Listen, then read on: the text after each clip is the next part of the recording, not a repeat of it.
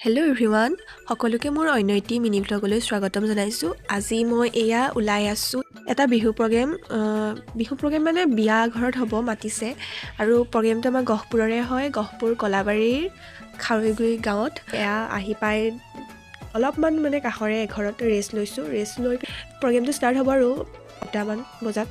তেতিয়ালৈকে অলপমান আমি বহি আছোঁ, দেখিছে কিমান আড্ডা মাৰি। তাৰপিছত প্ৰগ্ৰেম ষ্টাৰ্ট কৰিব হৈ গ'ল টাইম, সেইকাৰণে আমি বিয়া ঘৰৰ ভিতৰলৈ গ'লোঁ। তাৰপিছত আমাৰ প্ৰগ্ৰেম ষ্টাৰ্ট হ'ল। অলপমান আপোনালোকক দেখালোঁ। বিহুৰ মাজতে অকণমানি ভাইটি এজনে আহি জুবিনদাৰ কেইবাটাও গান গালে। তাৰপিছত আমাৰ নচাৰ ভিডিঅ' কৰা নহ'ল, চ' এনেকুৱা ক্লিপ কেইটামানকৈ লগাই দিলে। আজি আমাৰ খোৱাৰ সময় আহি গ'ল।